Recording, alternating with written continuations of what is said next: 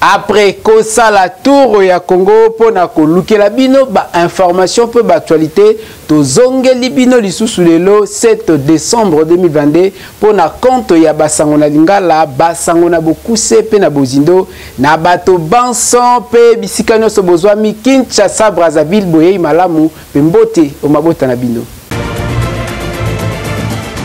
Botikato fongola basango na biso ya mokoelo pona kopesa na bino ba information na oetali ministre ya défense Gilbert Kabanda oya kitaki plus précisément na Congo central pona kokumbela pe kotala masolo na oetali formation ya ba jeune militaire tolanda.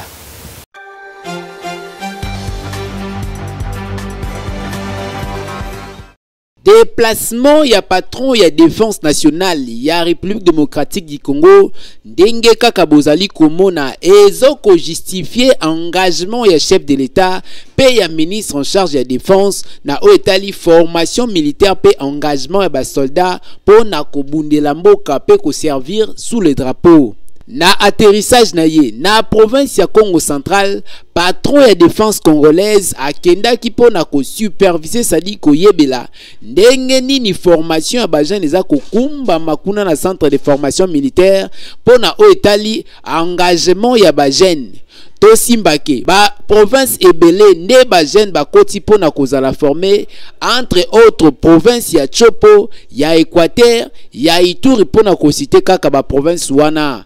Kasi na maloba na ye atalisi ete après formation na bango esengi bazala ba soldat brave ko bima na ba centre de formation oyo pona kosaela ekolo. Parce que tolingi te simaya sans ami sato.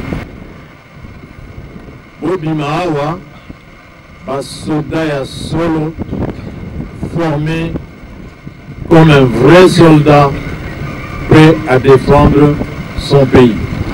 Tosimbake ministre ya défense azali kobunda na ndenge kaka président de la République apesa kimbela pona kokumbela formation militaire et pa ya ba jeune pona kozala vraiment ba vaillant soldat na tina ya kobundela pe ko servir drapeau ya République démocratique du Congo. Botikato kende na province ya Kwango plus précisément na ville ya Kenge et pas wapi to salaki balade ya ville peut constater que ville eza inhabité ba espace vert et les kebele kasibanda ko jusqu'à présent ezana nous construit été raison to habiter to na ba détail na commentaire oyo.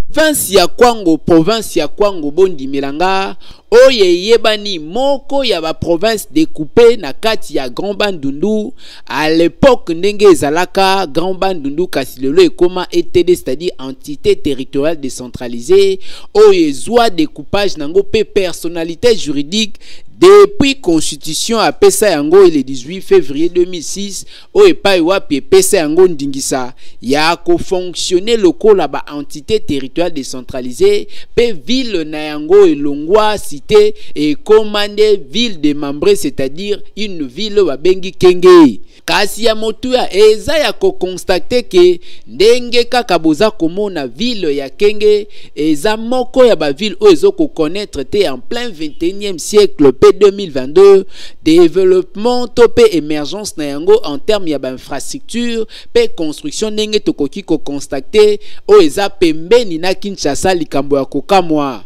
Bondi melanga Kenge o bozali komona na province ya Kwango ezalaka nango na banzela mingi te.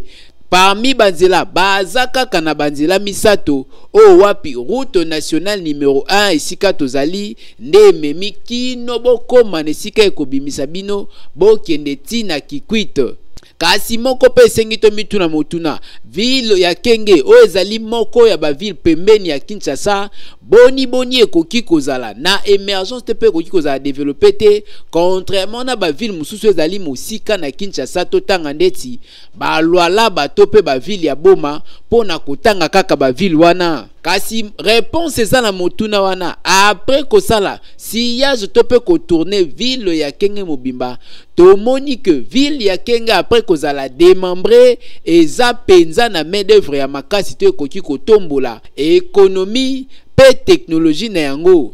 ko comparer na ba ville mosusu ville ya Kenge ezali ata na entreprise mon côté ekoki ko prospérer ville pe ekoki ko kotisa ba revenu en termes ya économie pe en termes ya ba rentabilité pour que pesa na gouvernorat pe na ba ministère ba ebana kotia maboko pona kotonga yango kasi sengi to simba kaka na ville o ya Kenge nde mwa développement ekomi kokota pona ko constater ndeti construction ya assemblée provinciale ndenge kaka bozali komona na bilili kasi mbela eza lancé na ba autorité ya gouvernorat na kati ya province ya Kwango bayebana kosala eloko pete ville ya Kenge pe province mobimba ya Kwango ezala comparé na ba belle construction kolongola ndenge belge atika yango kasi bayeba pe ko comparer yango na ba ville mosusu en plein 2022 a tozo kokota na 2023 bosa le loko Totikala kaka na ville ya Kenge epai wapi ba infiltré ba outil précisément na Kwamute epai wapi ba koti na province ya Kwango na nzela ba village environnant elekaki ndenge nini détail na élément oyo.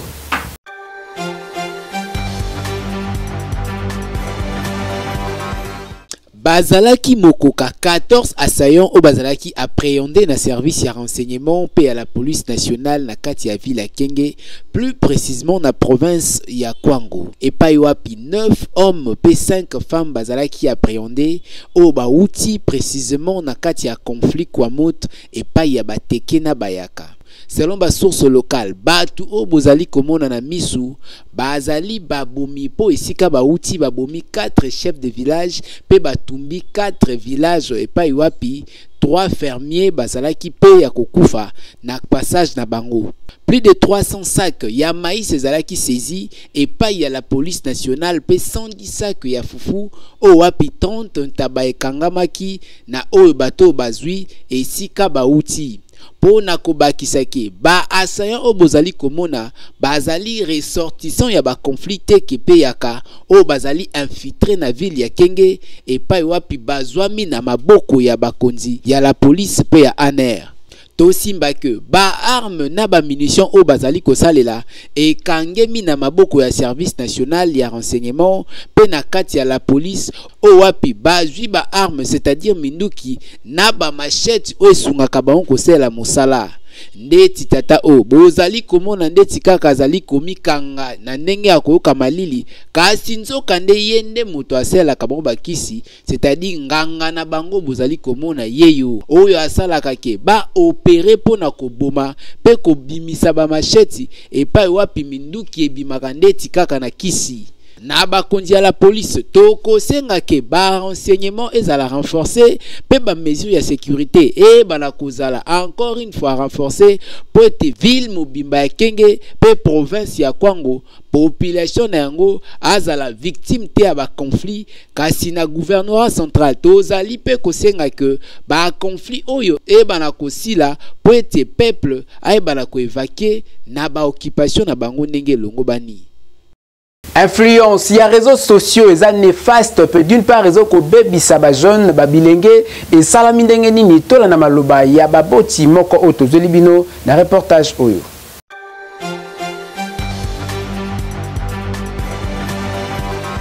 C'est voilà, la surveillance, voir comment les enfants se comportent, surtout c'est nous qui vivons avec les enfants et c'est nous qui les rachetons aussi le téléphone.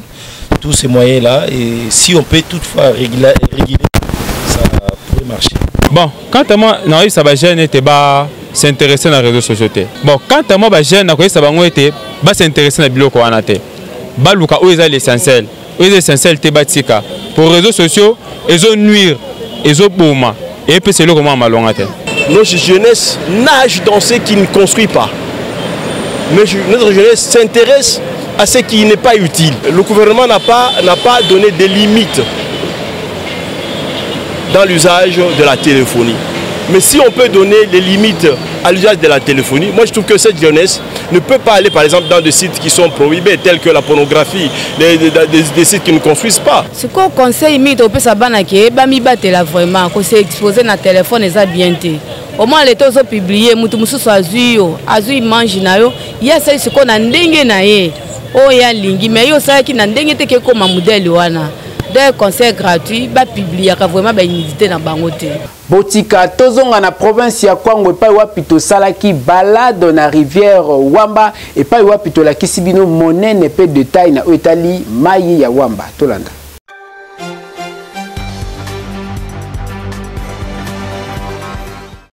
Rivière Wamba oyo yebani tozali awa plus précisément na province ya Kwango epai wapi tomemeli bino pona koyeba pe kotalisa grandeur ya rivière Wamba oyo ezali moko ya rivière na kati ya Afrique centrale oyo ezali affluent ya rivière Kwango, c'est-à-dire deuxième après na kati ya province ya Kwango, donc eza sous affluent ya fleuve Congo oyo eleki par Kasai. Ezoko servir frontière entre République démocratique du Congo na République d'Angola pona koleka na parallèle ya 8,5 degrés Celsius o eza confluence na kati ya rivière Kambondu. Et sengi koyeba que rivière Wamba o bozali komona eza deuxième rivière, c'est-à-dire na profondeur na grandeur nango na kati ya province ya Kwango, tozali plus précisément na ville ya Kenge. Ce qui est vraiment malgré tout tourner Wamba mais na kokoya nanu na Kwango on dirait que vraiment rivière à moi monene na simanango vraiment tokotia Wamba puisque toto leki Kenge ezali na rivière o babengi Bakali vraiment zana efficie penda lulenge penda Wamba ezali Kwango rivière ya monene après Kwango nde Wamba vraiment a vu moi à se situer pendant bien par rapport na Bakali. Kasi na etali culture pe makambo elekaka na kati ya rivière oyo e sengeli kosimba que rivière oyo ne permetaka na ba pêcheur po na koloba mbisi kasi na ba riverain to pe ba bavani nzinga ya province oyo na pembeni tozali na village Wamba oyo ezali ko porter nom ya rivière oyo ndenge kaka bozali komona nde permetaka bango na kati ya rivière oyo pembeni na territoire ya Kwamut epai wapi bateke bazali kasi esengaka ke bato bavandi na kati ya village Wamba basala ba commerce na bango to pe ba transport na bango ya babwatu po na komema biloko balonaka na ngambo kuna. Parmi babiloko wana ezali ba mosusu ba memaka banana misusu pe ba régime ya makemba pona kosite kaka wana. E sengi to simba ke Congo eza monene na bibale minene ndenge kaka bozali komona. Libengi ya monene salami na quartier Mujinga na commune ya Kinsenso baimboka babeleli bakonzi tolanda.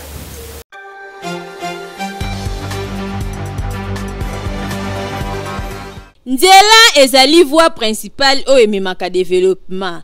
Kasi awa na commune ya Kisenso na banga moyo plus précisément na quartier Mujinga, population bazali na difficulté ya makasi pona kosala ba déplacement na bango suite ya état ya nzela. Bino moko botala libengi moko ya munene pasola nzela awa kokamwa emema mapangu na bandaku ya ndenge na ndenge centre de santé oyo pezalaka awa kaka pona sunga population ekenda nango deja ndambu etikala kiteni awa toyebite soki bisimbi nde bazalaka na se ya mabele oyo ezala mutuka to moto bosana na yo po ekomaka te bongo soki omeki kosala kaka ta détour na nzela oyo kita mata okoyoka mukongo pasi neti mutu auti kokata bilanga nzoka nde nzela oyo ezali route secondaire oyo ekoki komema batuti na intendance na campus population baloba balemba ti lelo solution ezwamaka te bakonzi babeta kara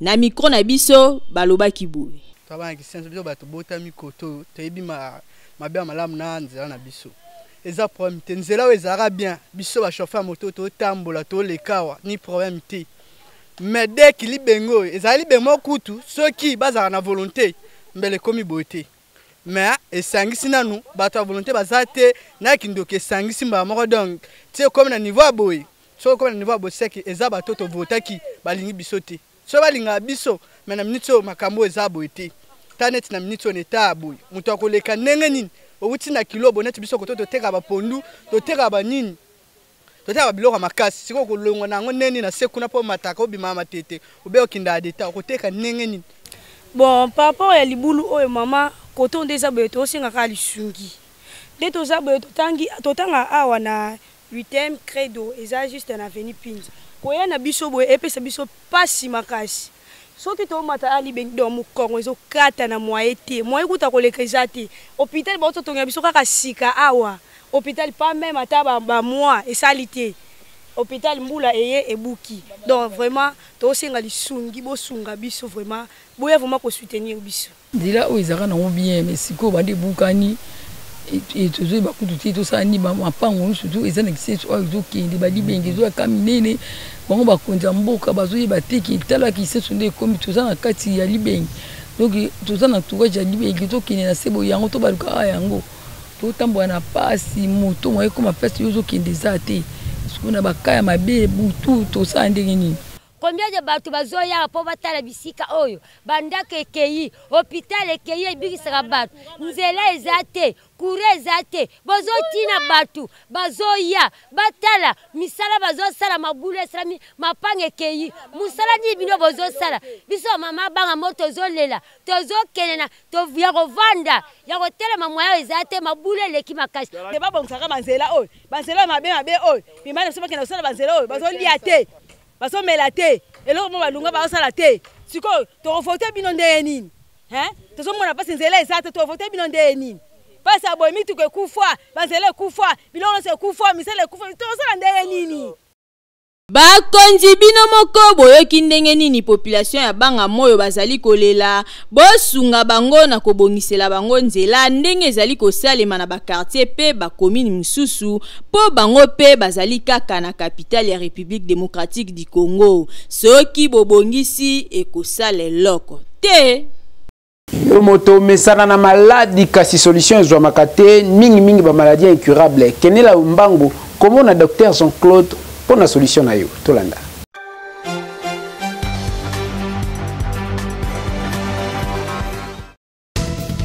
Mwana Congo solution pour na ba maladie oyo etungisa bino tango molai eye yo mutozali na problème ya cancer poison diabète prostate omitungisa malisusu te grâce ya docteur Jean-Claude oyo azali mutoto ya Maniema, c'est-à-dire congolais à solo azali ko traiter ba maladi oyo kaka na banzete pe makasa, c'est-à-dire epanaye bokoko nde bokoko na oyo etali poison azali ko beta yango dada akosalisa yo nanu teste soki osanzi kaka le même jour apesi yo bakisi pe poison epakati atretaka ngo kaka na mokolo moko bino ba oyo botungisami na maladi ya sucre ata ematiti na 1000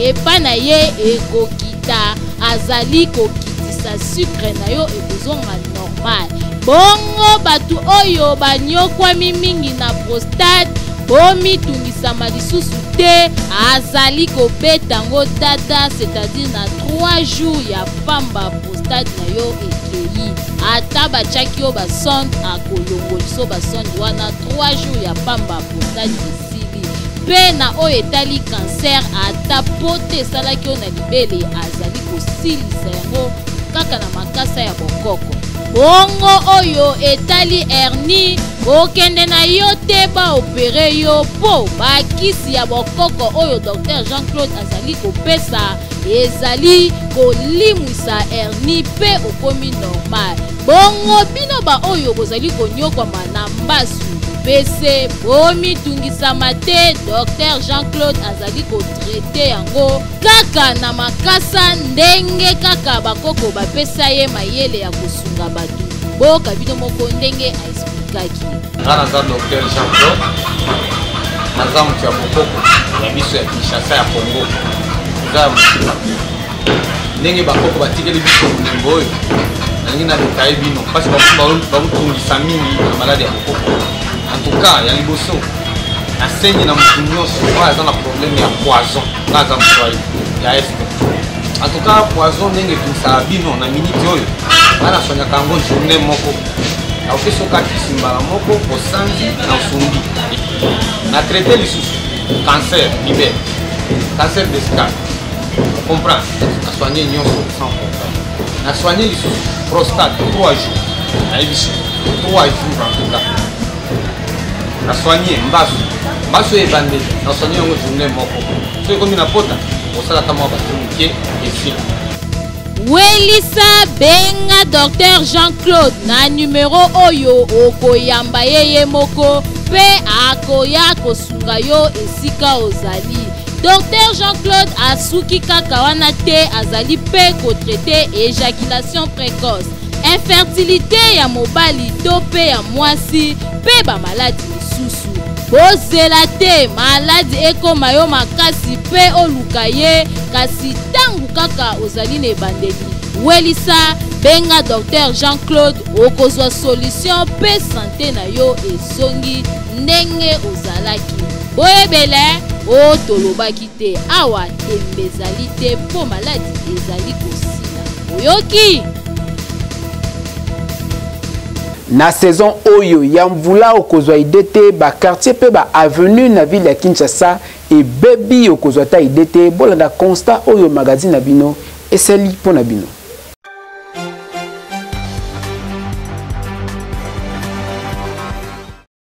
Soki okomi na quartier Mombele na commune ya Limete, oko remarque que ba avenue mingi e beba ezalaka lisusu na eta ya malamu te. Circulation e koma pasi ezala ba moto, ezala ba mituka, elekaka lisusu malamu te po banzela e bukana population bazali kolela po na yango. Awa toza na période ya mvula, ba mai e koma kofanda na nzela oyo ekoma kopesa population pasi. Boyoka ndenge bapesaki communication. Awa toza na ba difficulté bele. Nzela e baby makasi. Je pense que bino mo bomo na nzela e baby. Mabulu e banda kala. Elanga ye esili ekeye etiki mabulu ezanango. Bakonzi bazoleka na bango awa. Tondimi ndenge azosa na Limete eza esengo mingi. Mais côté population evandi eza mawa mingi. Akota na kati ya Mombele tobita soki Limete ezaka na Bugumesi akota na kati ya Mombele tout au long ya kalamu eza mawa mingi yo moko moni kaka na velu muma nde bana baoleka na kati ya mai bo na kati kuna eza ndenge c'est plus pire, c'est dangereux. Bourgmestre ya commune ya Limete okenda wapie po population bazali koyeba musala na yote po quartier na bango ezali kobeba se kobeba na commune na bango yo ofandi kaka na bureau ata descente ya pamba osalaka te. Tala ndenge ba venu ya commune oyo ozali ko diriger ndenge e baby. Eske boye ezali kitoko te bosala musala lolenge elongo bani po président de la République alobaki le peuple d'abord. Le peuple yango esengi bazala na nzela ya malamu pe. Yebela po population ya quartier Mombele balobi bakotindika yo ti okopela. Olinga koyemba ndeti kaka ozwa succès ya Michael Jackson secret za se moko studio liloba kimambango pona succès na yo tolanda.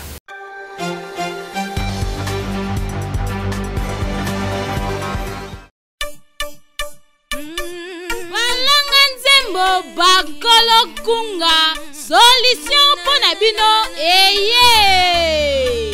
Yo mutu ozali na besoin ya kobimisa album single maxi single kimambangu na studio liloba na 14e rue po kuna okokuta biloko ya mopaki c'est-à-dire appareil ya kanda. Studio liloba ezali na qualité ya kosakana te ebongo bakita ebongo ba micro okokutango esika mosusu te kaka na studio liloba. Awa soki okoti okoyemba lokola Angelu po awa son erataka kutu te awa tobetaka na biso mopanzi te po nyonso ezali na qualité. Enregistre album na yo awa ebimi lokola outaki na États-Unis nzoka nde enregistraki yango kaka na ville province ya Kinshasa na 14e rue na studio liloba. awa ozali na tante ya kokende kosala mastering libanda po nyonso ezobeta matata na studio Liloba. Opanga na yo na oyo etali prite a cause ya bappareil sophistiqué oyo ezali awa prix ezali nango abordable. Ofuti mbongo mukie kasi basaleli yo musala ya kalite. Oyoki Boki Mambangu na commune ya Limete na 14e rue industrielle numéro 23 na avenue Mulangi oza mobimba akei ezali na ndenge elongo bani. Oyoki boyebele pont ya première rue etondi na ba bouteille plastique okozwa idete epai wapi baimboka babeleli na bakonzi mpona kosala curage to pe kosala eloko mpona koevite ba inondation na saison de pluie oyo tolanda.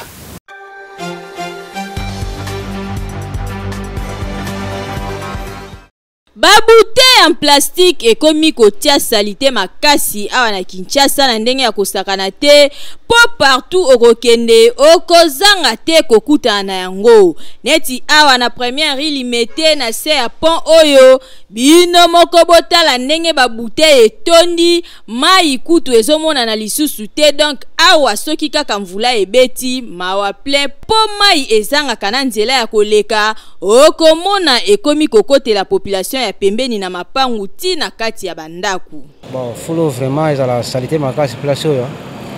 Okutela kango ka bo salite biso bato ya bopeto. To ranger ka peluzu malembe. Bon, ba fulo pe moto longola kango to ko ne boka kango. Sumbule beti vraiment ezala salite makasi vimba. Bon, koto kuna pe mai vimba makasi. Koto buye mai po elekeza mwa pasi.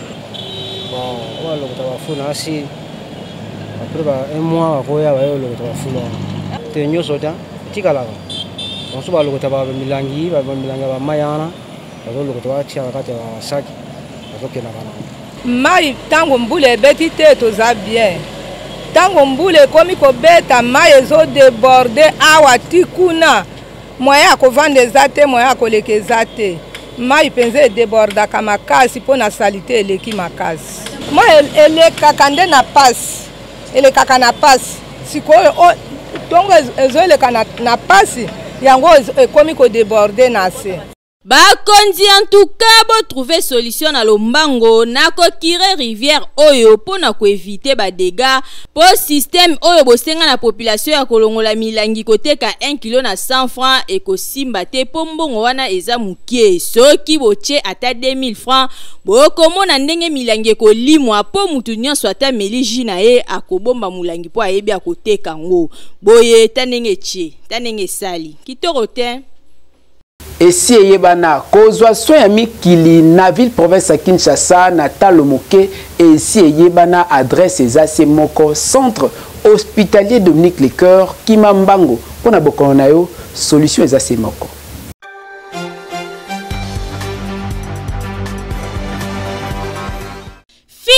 Fini makambu ya kokende ko se faire soigner na ba centre ya simandaku oyo ezali koboma ba congolais mingi po mobange na hôpital oyo ezali na ba norme sengeli yangoyo. Centre hospitalier Dominique Lecoeur eye kosunga peuple congolais azwa soin ya malonga na ndenge esengeli mwana Congo. Centre hospitalier Dominique Lecoeur okokuta awa ba pareil ya malonga ya médecine moderne ya solo oyo ezali ko détecter maladie nyonso ebombani na nzoto ata ebombani na songe ya suki grâce ya ba pareil oyo maladie wana ekozala détecter.